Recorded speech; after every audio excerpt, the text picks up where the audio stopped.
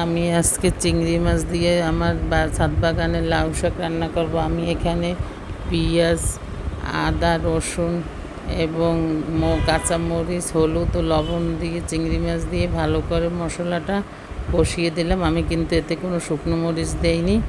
এরপর মশলাটা ভালো করে কষানো হয়ে গেলে যখন উপরে তেল উঠে আসবে তখন আমি এর মধ্যে দিয়ে দেব কিছুটা আলু।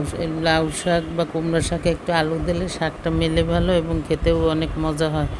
তাই আমি আগে একটু আলু দেব। আলুটা দিয়ে আমি সুন্দর করে আলুটা একটু মশলার সাথে কষিয়ে নেব।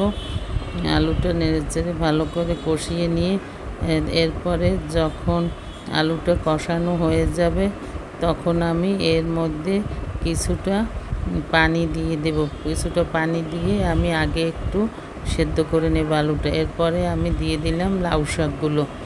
আমি লাউ শাক বাগান থেকে কেটে আগেই কুটে ধুয়ে তা পানি ঝরাতে রেখে দিয়েছি।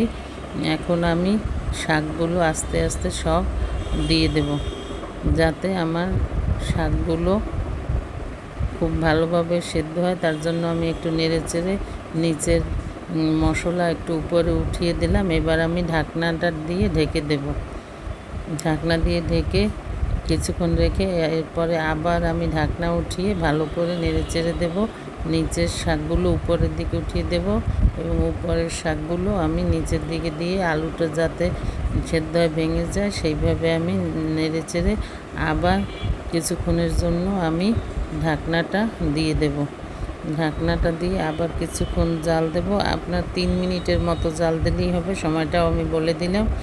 এরপরে আবার আমি ঢাকনা উঠিয়ে এভাবে মাঝে মাঝে ঢাকনাটা উঠিয়ে ভালো করে শাকটাকে নেড়েচেড়ে দিতে হবে এবং আলুটাকে একটু ভেঙে দিতে হবে যাতে আলুটা শাকের সাথে মিশে যায় এবং আলুটা গলে গেলে শাকটা অনেক সফট হয়ে যায়। তাই আমি এভাবে বারবার ঢাকনা দিয়ে আবার নেড়েচেড়ে আবার ঢাকনা দিয়ে ঢেকে এই হয়ে যাবে আমার চিংড়ি লাউ শাক রান্না করা। এই যে হয়ে গেল আমার চিংড়ি মাছ দিয়ে লাউ শাক রান্না করা। সবাই ভালো থাকবেন।